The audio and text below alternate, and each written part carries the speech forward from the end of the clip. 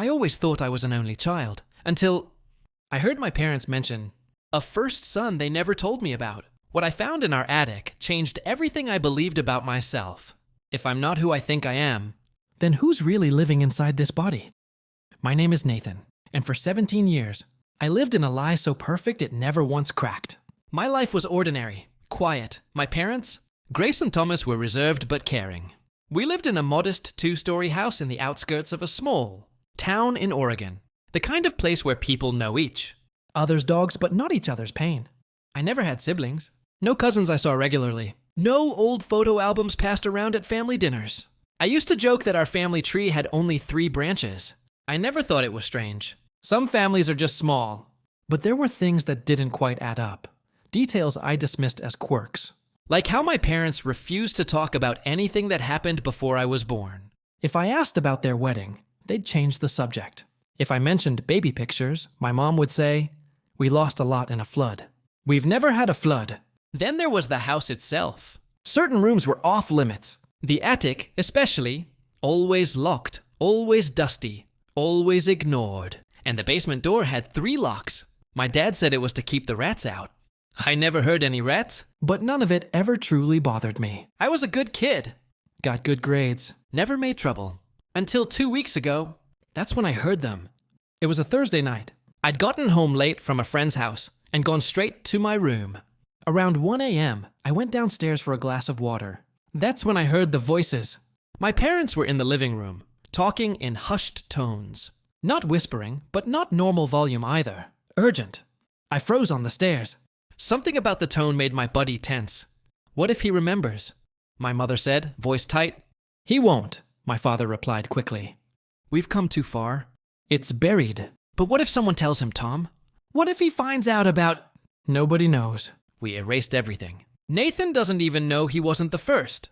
I blinked. Wasn't the first?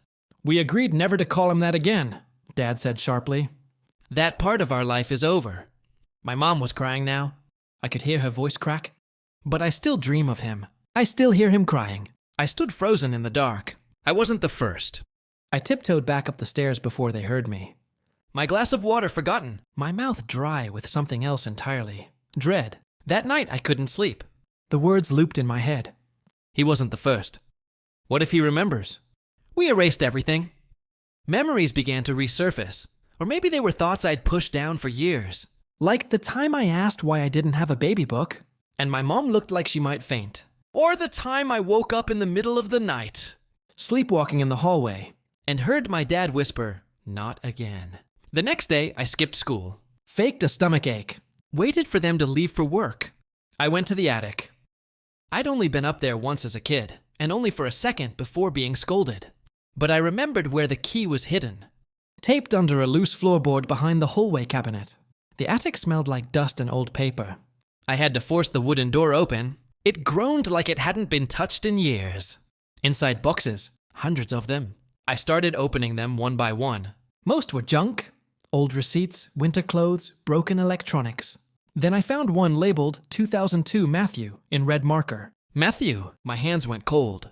Inside were photos, drawings, a tiny shoe. I pulled out a picture. A child, maybe 5 years old, with tousled brown hair and big dark eyes. There was a familiar curve in his jawline. The same nose. The same slight cleft in the chin. He looked just like me. I found medical papers next. Dozens of them. Scans, reports, psych evaluations. Patient, Matthew Dillard. Diagnosis, severe dissociative episodes.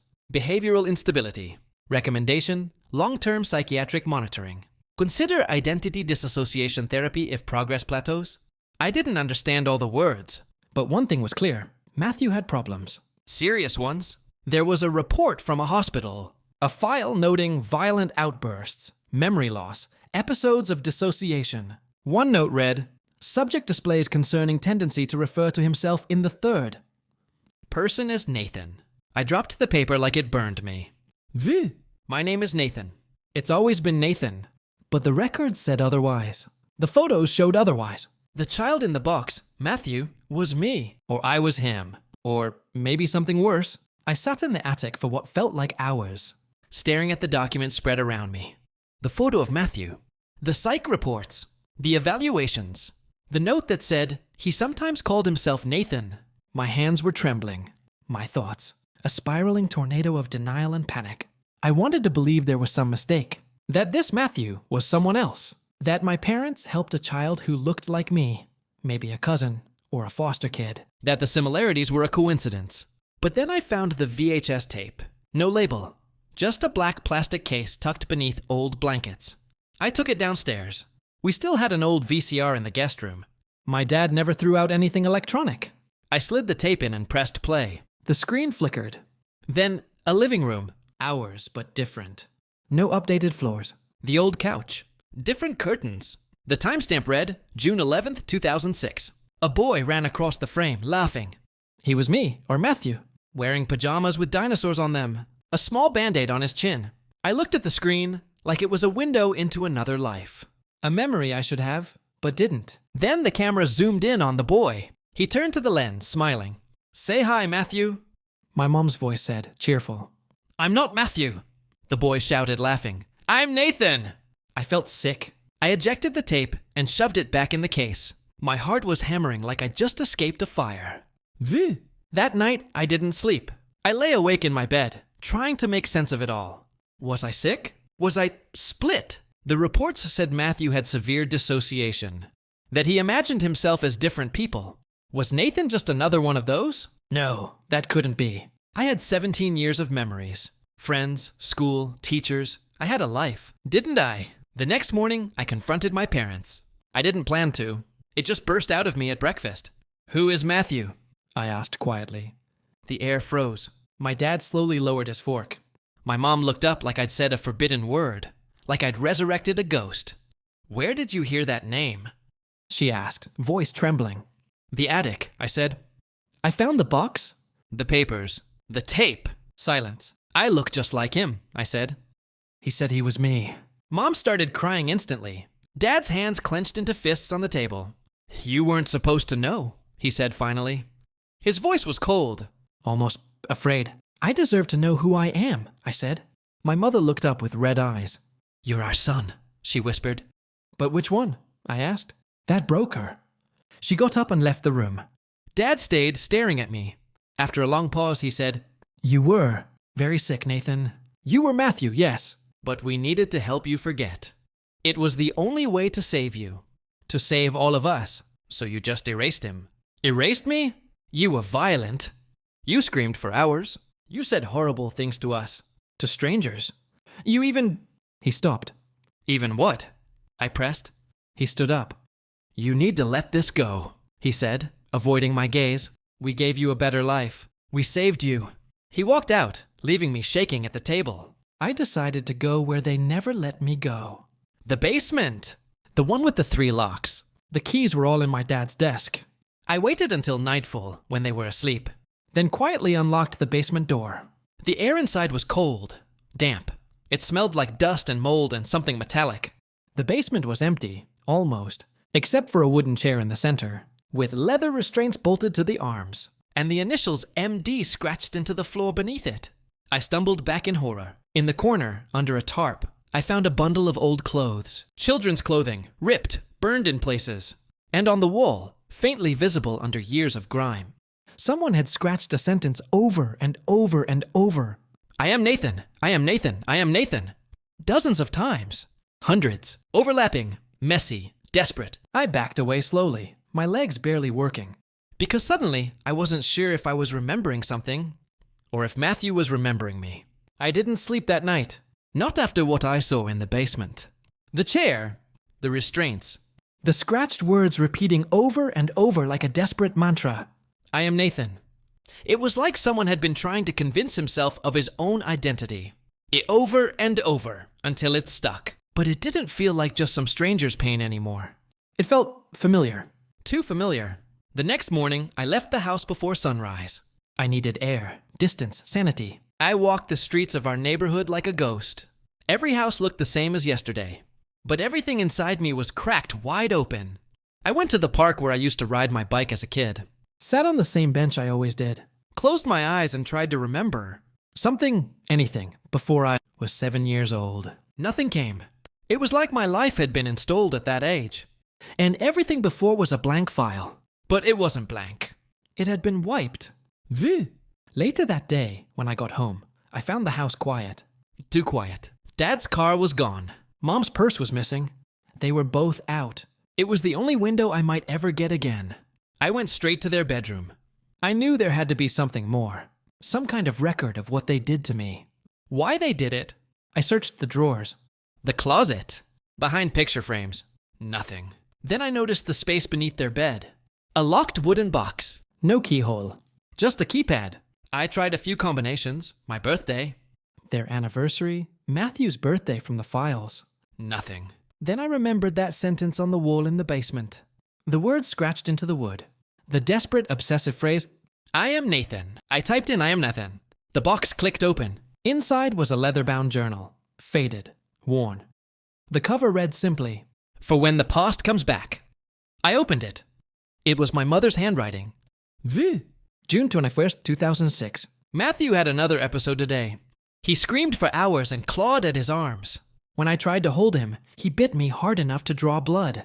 Then he looked at me, not like a child, but like a stranger, and whispered, I'm not him.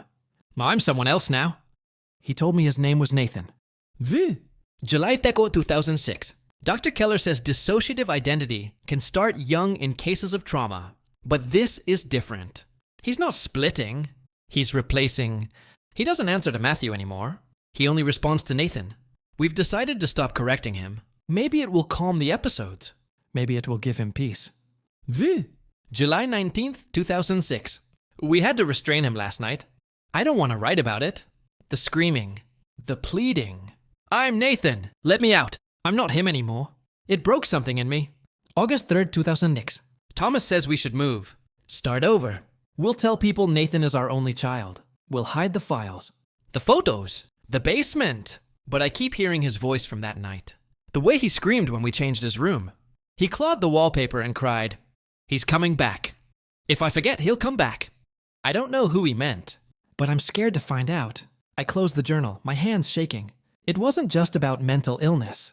It wasn't just some clinical diagnosis. It was something deeper, something darker, something inside me. That night, I had a dream. Or maybe it was a memory. I was in the basement, in the chair, strapped down. Mom standing above me crying. Dad was holding a photo of me or Matthew. He said, This isn't you anymore. And then silence. Like someone turned off the sound inside my head. When I woke up, my arms hurt. Deep, sharp stings on my wrists. I pulled back the sleeves of my hoodie. Bruises. Fresh ones. Perfectly circular. Like restraints. But I hadn't gone into the basement. I hadn't left my bed. Had I? I checked the basement again that afternoon. The chair was clean. The scratches were gone. The initials were gone. Everything was erased. Again. Like someone knew I'd been down there. Like they were hiding it all. A second time. And then I found the note on my pillow. No envelope. Just folded paper. In familiar handwriting, my own. Don't trust them. Don't trust what you remember. I buried him once. But I don't think he stayed buried. No name. No explanation. Just that message. And underneath, in tiny letters, he's starting to wake up again. For 2 days, I tried to pretend everything was normal. I went to school. Sat through classes. Laughed at jokes I didn't hear. Ate food I didn't taste. But inside, I was falling apart. I'd found my mother's journal. I'd seen the basement. I'd read reports about a boy who thought he was me. Or maybe I was him. And now someone was leaving me messages. In my own handwriting. He's starting to wake up again. What did that mean? The dreams started getting worse. They weren't like before. Vague, distant. They were specific. I saw blood. Rooms I didn't recognize. A boy, strapped to a bed, screaming my name. Not Nathan. Matthew! Please, Matthew, don't leave me here. I woke up choking on my own breath, sweating, shaking. But the worst part, there were scratches on my arm. 3 long red lines. Fresh. And I sleep with my arms under the blanket.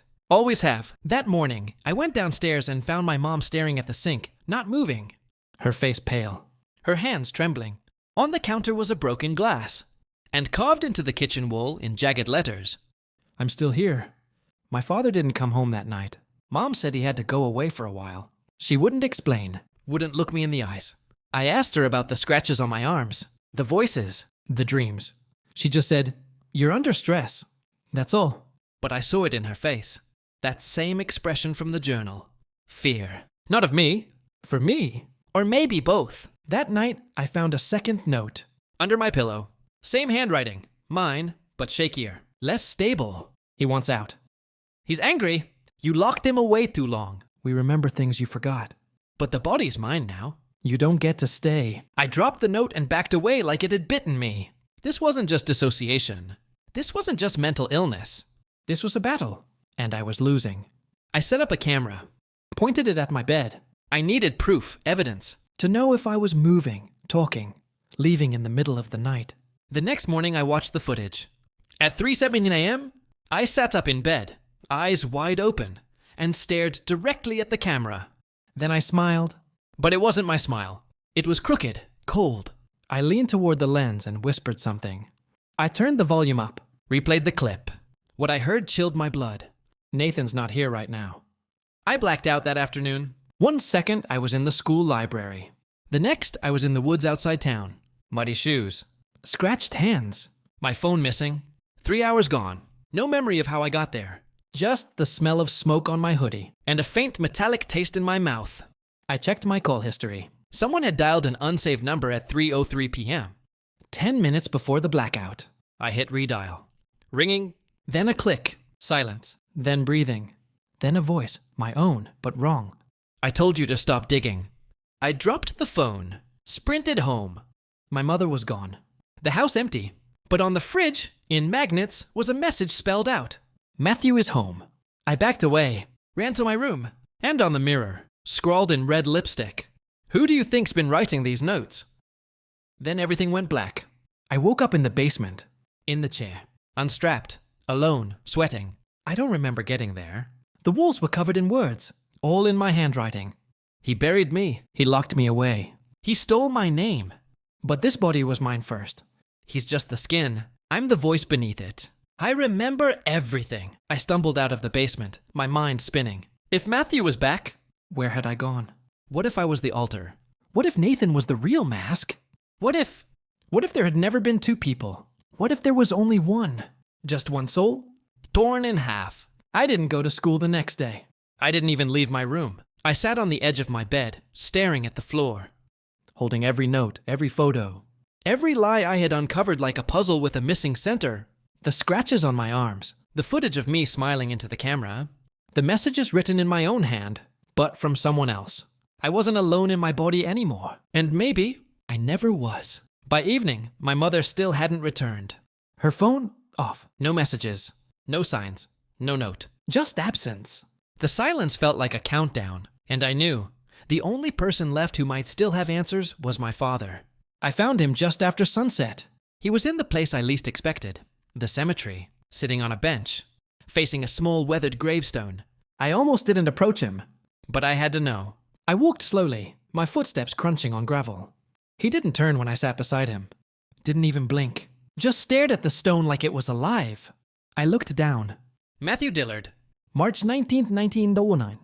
August 5th, 2006.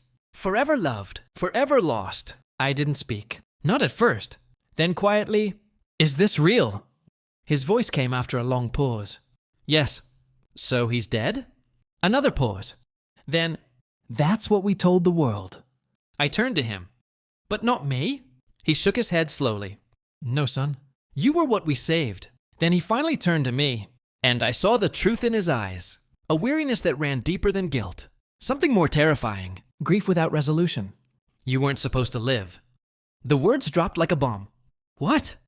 It was an accident, he said, voice cracking. That summer, you were both playing outside. There was a shed, gasoline, a spark. We found you on top of him, holding him, screaming. But he wasn't moving. We thought Matthew had died. My mind reeled. I couldn't speak. He continued. You were burned, shaking, barely coherent. You kept saying his name. But then something changed. At the hospital, you stopped talking. For days. And when you finally spoke, he looked at me now, as if trying to see who I really was. You said my name is Nathan. I shook my head. But I was the second. You said that before. I heard you. He nodded. Because Nathan was the name of the boy next door. Your imaginary friend. You'd play with him, talk to him, Pretend he lived with us, but there was no Nathan, son. You made him up. I stared at the gravestone. Cold wind moved through the trees. So what does that mean? I asked, if Matthew died, and I'm not Nathan, who am I? He looked down, voice barely a whisper. We don't know. What? After the fire, the doctor said the trauma was so severe, your mind fractured, that it created a new identity to cope, to survive. They thought it was a phase, that it would fade. But the more you insisted you were Nathan, the less we saw of Matthew. So we leaned into it. We changed your name, moved towns, started over. We raised you as Nathan, because Matthew was gone. I couldn't breathe. My entire body went cold. But if he died, why do I remember the basement? The chair? The dreams? My father looked at me, really looked. Because maybe he didn't die completely. Maybe a part of him stayed inside, waiting. Silence fell between us. I stared again at the gravestone. The name, the dates, the lie. Then he said something I'll never forget. You both burned that day, but only one of you walked away. And now, I think the other wants his place back. I got up. I walked home in silence. The house was dark. Oh, empty. I went to the bathroom. Stared at my reflection. For a long time. Then I whispered, "Are you there?" And the lips in the mirror moved without me. And they said, "I never left." I don't know who I am anymore. Sometimes I wake up in strange places. Sometimes I hear laughter in my head. Not mine. Sometimes I black out for days. They say identity is about memory, history, family. But mine is broken, bent, burned. All I know is this. There were two boys. One was named Matthew. The other was imaginary. But after the fire, only one body remained. And we've been sharing it ever since.